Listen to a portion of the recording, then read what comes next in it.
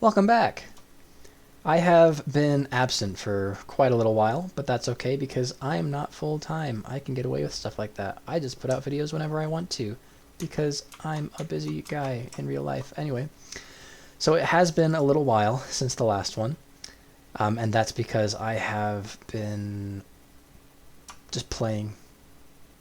Just playing. Whenever I get the free time, which is not that often anymore, but when I do, I don't really focus on recording videos because, hey, maybe I want to just like listen to an audiobook with my wife or something. But yeah, I finally actually did get around to recording something, so here we are. Um, this is a new backdrop.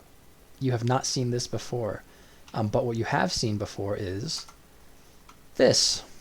It's my slime farm, all completed. I was able to put a cool floor down, some nice walls, a purple ceiling and all of that. And yeah, there's a collection system over there too that I can show you. It's where all of the slime goes to accumulate. If I just take you up, I'll show you. I was actually using honey blocks in a way that I haven't used them before, but I know in a way they're supposed to be used, so here we are. That was pretty cool, I think. Anyway, so what's with that little corner? As I was digging this out, I found that there's actually a fourth slime chunk down here. We got 1, 2, and 3 slime chunks right here in the middle. But over here, let's see, I can just turn on mini HUD and there we go. Yep, see that green outline? That is slimeable spot right there. So of course what I had to do was just break up the spawning areas and invalidate it. Make sure that no slimes could spawn here. So that's what the carpet on the floor is for, the chairs, the tables, just break it all up. Because I believe they need like a 4x4 area of blank, uncovered spaces for them to spawn into. So yeah, it was just as easy as that.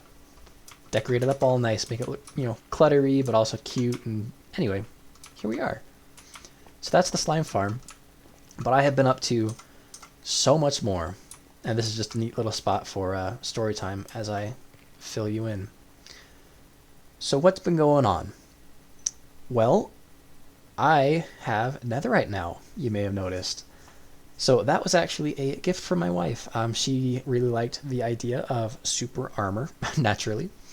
So yeah, in exchange for a bunch of netherite ingots, which she has previously dug out, she really likes to just like mine whenever she gets the chance to get on the server, and she did a lot of that in the nether several months ago. So she had a bunch of this stuff backlogged, and yeah, here we go. So we both have some nice netherite armor now with all the enchantments you could want. Speaking of perfect gear, I took out my new weapons for a spin. So the trident farm from last episode, that was successful, and I was able to get my 2 tridents. And so I took them out for a spin, and it was way fun. I was using my Riptide one to fly around in the sky. I learned that when it's raining, obviously, you can use your trident, but I learned you could also use it in the snow, which I did not know. If there's snowfall, it counts, and you can use your trident and fly around and shoot things from the sky with your bow. But anyway, it was a lot of fun.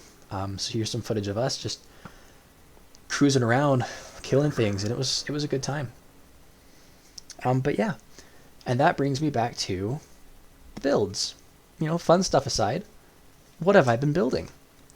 So that's what this episode's going to be. Kind of like a little tour, because I have made some serious progress on the Wither Skeleton farm. In fact, I would say it is complete. 100%. It's all done now. So I'll show you that. And then I will show you, well, obviously I showed you the slime farm beautified down here. But I also did a cool thing next to my big industrial tree farm. Anyway, I'll show you it all. So let's get started. First things first, the industrial area of my base. I've shown you this before when it was really just a tree farm and a bone meal farm. But here we are now. Check it out. I built a big old scaffolding up all around it and put up a nice, quote unquote chain link fence around it. And a cool floor down, all I'll say again, around it. But yeah, here we are. It's very easily accessible. You can move around up and down the floors with it. And I included a couple new farms actually. So let me show you this first one over here.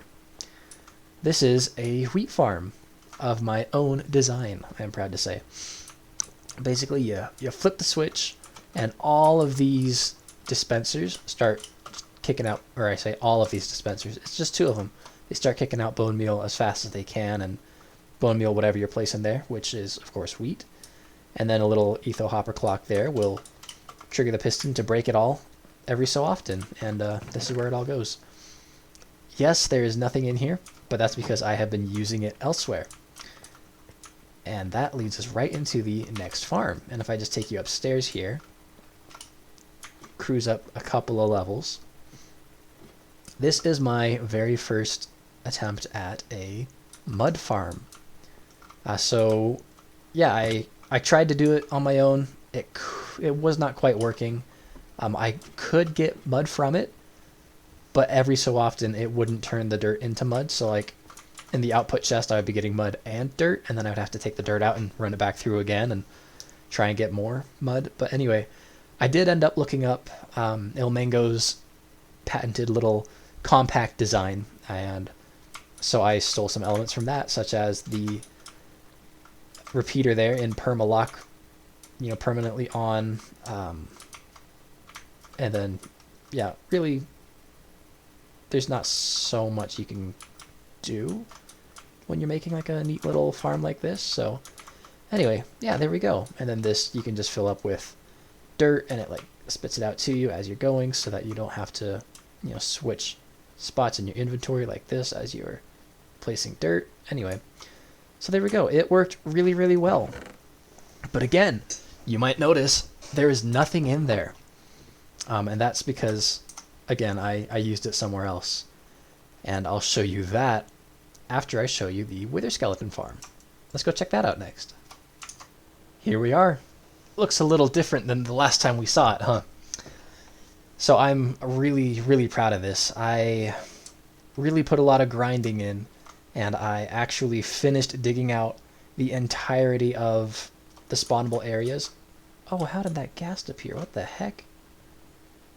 Okay, well, that's nice. Way to discredit me in the middle of a video. Anyway, so if I turn on Mini HUD again, and then F1, I guess. All right, here we go. Yeah, so you can see all of the area that can have things spawn within it. This is the border of the spawnable spots. And I went through and I dug out everything, except for these. Actually, that's probably where they spawned then, come to think of it. But, yeah, okay, that's fine. But yeah, this was a huge grind, and it took me forever. If you remember the last time I showed you this, this was nowhere near completion. But here we are now. Everything is complete. The only places things can spawn now, I guess, are on top of that little glob of glowstone, and here, inside the Wither Skeleton farm. If I take you back up, be prepared for loud noises. Here we go. Oh, that's not so bad. Okay, it's because I'm not stepping on the pressure plate yet. But yeah, we have heaps of Wither Skeletons here. Oh, and they're starting to enter the cram. Alright, hold on. Brace your ears. I'm about to step on this. There's going to be a lot of dropper fire. So yeah, while I sort of start swinging away, I'll explain it to you.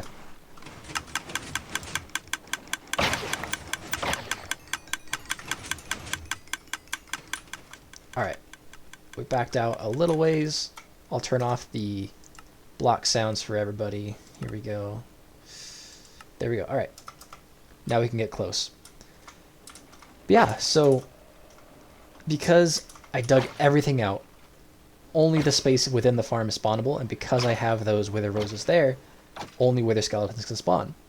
So they go through the farm, end up right here in the little killing spot, and then from there below was all my own ingenuity, and I'm very proud, and I'm excited to show you.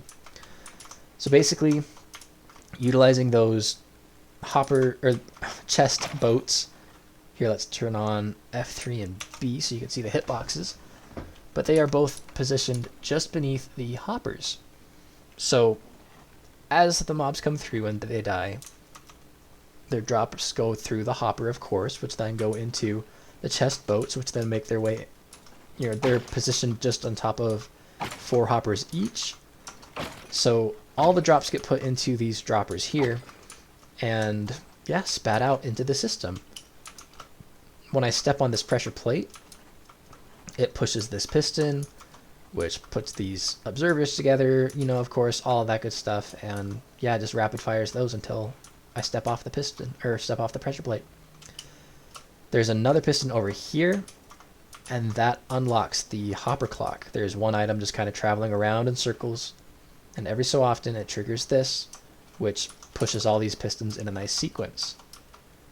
And as we wait for more mobs, we'll be able to see some items kind of drop on through and just get pushed all together and funneled all the way down here. All right, here we go. Yeah, see, push, push, push. Pretty cool. Yeah, and then they finally make their way down into here. We got some nice slime block launchers. Also, this is my first time using slime block launchers.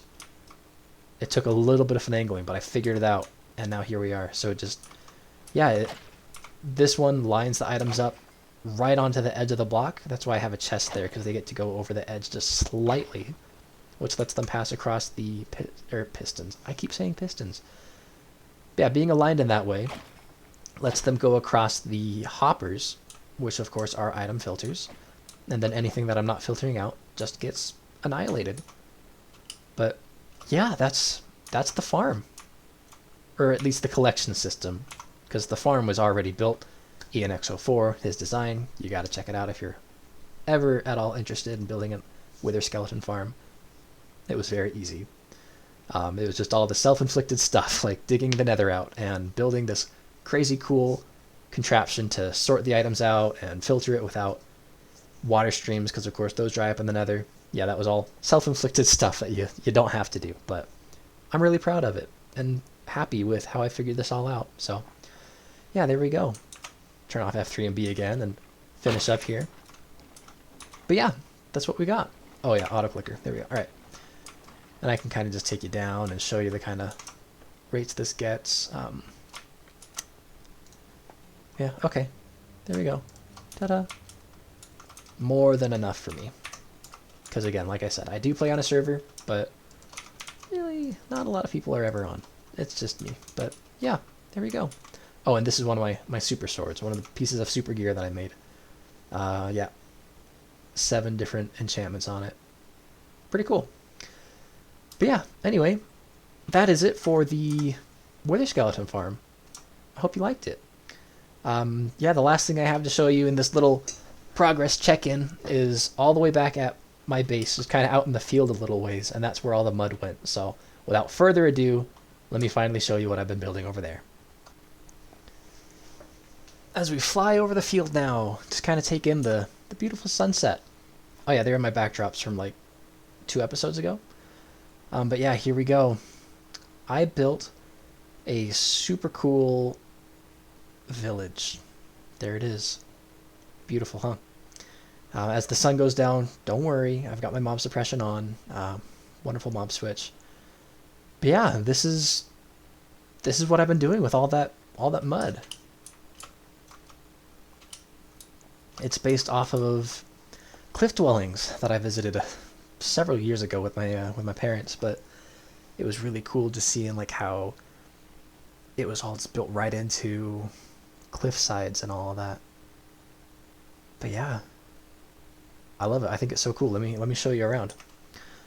So as we kind of hop up here, I placed candles inside every single hut, but yeah, there's really not much to it. It's just a decorative thing that I wanted to build with these blocks, because this is honestly the first thing that I saw, or that I thought of when I saw mud blocks like this. So yeah, we got a lot of wheat everywhere. Got our mud bricks, little dwellings for everybody. I've got a bed in here just in case I need to sleep while building, which I had to do, of course, several times. And then if I take you all the way up to the top here, there are even more dwellings over here. A couple more. But this is the little food area. This is where they would come and take their wheat and grind it up, mash it up into meal, and bake bread with it. If I take you over here, this is where they would bake their bread. Got some brick ovens with some logs in there, an actual furnace for, you know, actual real function in Minecraft terms. And yeah, I built some custom trees around. I think those are pretty cool. There's one. That's a regular tree. Okay, just 2 custom trees. Bushes everywhere. Even up higher, this is where the livestock is kept. Just some sheep. I think there's a chicken in there somewhere too, but yeah. And then, of course, there are some things you got to think about, and that's what this is. You know, I had to think about, okay, how do they make their food? And so I built this little grain grindy pit. And then where does the grain come from? You know, how do they get that grain? Well, down here, if we just kind of follow the path, here's a little cave, a little flooded cave where you can grow your crops. And then, of course, you gotta, you know, have some nice fresh water, not just, okay, I don't know. Just bear with me. I didn't think it all the way through, but I built a little path down to a lake. A bit man-made. It was already water there. I just kind of like raised the water level a bit higher. And I also built a little quarry where they would go for their mud. And that's right here on the right. Oh yeah, and the path is overgrown because, of course, this is like an archaeological site. It's old. It's not been upkept very well. It's just a little trail. But yeah, this is the quarry where they would dig out all of the mud. I really wanted to try and focus on the storytelling with this build. So here you can see a couple of posts just kind of like sticking out, you know, in the middle of the quarry. And why is that? Oh, because of course, as they were digging, maybe that's where the retaining wall was before, and they've dug it out even farther, and now it's back there. But yeah, I think it's really cool. I've got a little canal dug from the lake, and that's what goes all the way back here, and you see come spilling out of the wall here. And of course that kind of churns up the dirt and gets you some mud, and that's where it all comes from. And of course some nice wooden boards kind of laid down so you have a nice place to step, of course, because you don't want to be stepping around in the mud all the time. So there's that. But yeah, there's actually a little bit of function in here too. I mentioned over there back at the base that I had built my first attempt at a mud farm.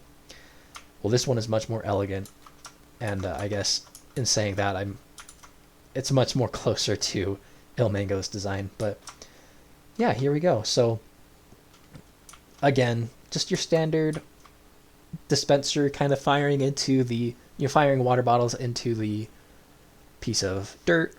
Like I said before, there's really so much innovation you can do once Ilmango has found the perfect thing. But yeah, so there we go. Another permanent source of power pushes the power through the dirt block when you place it, which triggers the dispenser. And the redstone here. So this little hopper will drop more dirt to you. I mean, you can load that up by putting it in the barrel there. Yeah, okay, so the redstone triggers the dropper, which it also triggers the target block. There's another dispenser right there, which gets powered by the target block. And of course, dispensing water bottles into water sources gets you water, or empty bottles into water sources gets you a water bottle. And that gets hoppered into the first dispenser that I showed you there. That guy. So, yeah. Not only is this place a cool build, but it also has a little bit of function to it too. A much nicer, more elegant mud farm right there in this area. So, anyway, that's the build. I am, again, super proud of it. I really wanted to focus on building something with a story to it, and so that's what this was. I will say the location. I've really just done the best with what I've got. I thought maybe this would fit best in a mesa or a savanna, but I wanted it close enough to my base that I could just fly over here whenever I want. So there we go, and it just looks beautiful at nighttime. Let me skip today real quick so you can get one last look at this. before we call this an episode. How's that? So there we go. Look at that. Isn't that nice? It's so pretty, I think. I'm sorry. I'm just gonna keep on tooting my own horn. I think it's really cool. I'm really proud of it. The stairs, the shapes, the story to it, the quarry. I really like the quarry. Yeah, here's the quarry in daytime. Yeah, there you go. Well, anyway, I hope you liked it. Thank you again for watching my video, and I hope you enjoyed it. But that's all I got. Thank you so much, and have a good day.